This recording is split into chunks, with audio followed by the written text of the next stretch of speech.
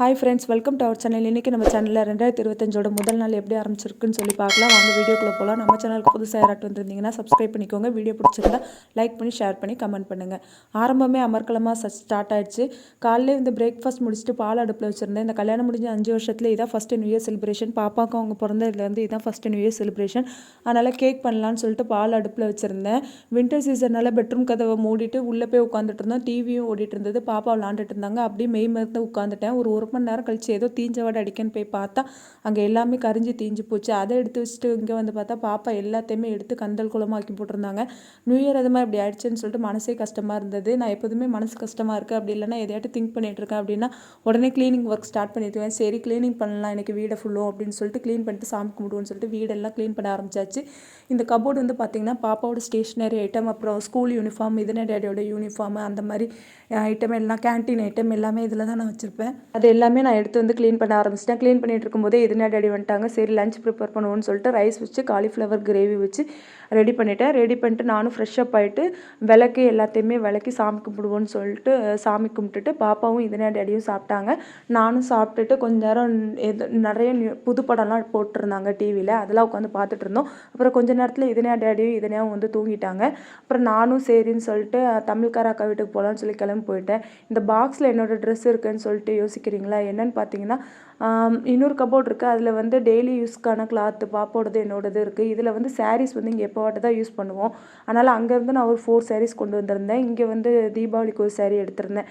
இது எப்போ மாட்டு தானே எடுக்கிறதுன்னு சொல்லிட்டு இந்த மாதிரி ஒரு பாக்ஸில் வச்சு லாங் ட்ரெஸ்ஸு அந்த மாதிரி ஐட்டம் எல்லாம் இதில் வச்சு நான் வந்து கட்டில் கல்லில் வச்சுப்பேன். இன்றைக்கி வந்து நியூ இயர்லேயே நடந்த ஒரு நல்ல விஷயம் அப்படின்னு பார்த்தீங்க அப்படின்னா வீடு ஃபுல்லுமே நான் க்ளீன் பண்ணிட்டேங்க. கபோர்டு, அப்புறம் ஹாலு, கிச்சனு எல்லாமே நான் வந்து நல்லபடியாக க்ளீன் பண்ணி முடித்தேன். அது ஒன்று தான் நல்லதாக நடந்தது. அதுக்கப்புறம் பிரேக்ஃபாஸ்ட்டும் லஞ்சும் முடிச்சுட்டு சாமி கும்பிட்றதுக்கு விளக்கு எல்லாம் கழுவி வச்சுட்டு சாமியும் கும்பிட்டாச்சு. எப்போதுமே இதன டேடி தான் வந்து சூடை எல்லாமே காட்டி சாமி கும்பிடுவாங்க. இந்த வாட்டி வந்து நான் ஸ்வீட் எதுவுமே பண்ண முடியல காலையில். ஏன்னா இந்த மாதிரி பால் தீஞ்சோடனே க்ளீனிங் ஒர்க்குள்ளே மூழ்கிட்டேன்னா எந்த ஸ்வீட் எதுவுமே பண்ணல. ஜஸ்ட்டு விளக்கு பற்ற வச்சு சூடம் பற்ற வச்சு பற்ற வச்சு சாமி கும்பிட்டோம். இதுதான் நாங்கள் சாமி வச்சுருக்கிற இடம். இந்த ஃபோட்டோஸ் எல்லாமே ஆல்ரெடி நாங்கள் கோட்ரஸ்க்கு வரும்போதே இருந்தது தான். விளக்கு அந்த ஐட்டம் மட்டும்தான் நாங்கள் வந்து தமிழ்நாட்டிலேருந்து கொண்டு வந்தது.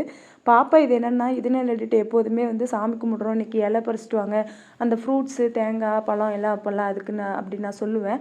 அதை அவங்க ஞாபகத்தில் வச்சுட்டு கொய்யா இலை இருக்குல்ல, இங்கே பக்கத்தில் மரம் இருக்குது, அதில் போய் பறிச்சிட்டு வந்தாங்க. பறிச்சிட்டு வந்து இதை யூஸ் பண்ணுங்கம்மா சாமி கும்பிடுறதுக்குன்னு அதை வச்சு அவங்க விளாண்டுட்டு இருந்தாங்க. அப்புறம் சாமியை நல்லபடியாக கும்பிட்டு முடிச்சுட்டு இதனா டேடியும் நானும் சாப்பிட்டோம். அதுக்கு முன்னாடி பாப்பா சாப்பிட்டாங்க. சாப்பிட்டுட்டு சரிங்க நான் ஈவினிங் கேக் பண்ண போகிறேன், நான் அந்த தமிழ்கார அக்கா வீட்டுக்கு அப்படியே போயிட்டு வந்துடுறேன், ஜஸ்ட்டு ஒரு வாக்கிங் மாதிரி அப்படின்ட்டு.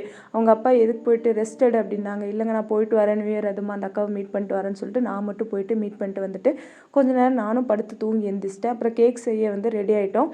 பாப்பா எந்திரிச்சதுக்கப்புறம் கேக் பண்ணலான்னு சொல்லிட்டு ஒரு 1/2 hour வெயிட் பண்ணிட்டு இருந்தேன். பாப்பாவும் எந்திரிச்சிட்டு வந்துட்டாங்க. கேக் பண்ண ஸ்டார்ட் பண்ணிட்டோம்.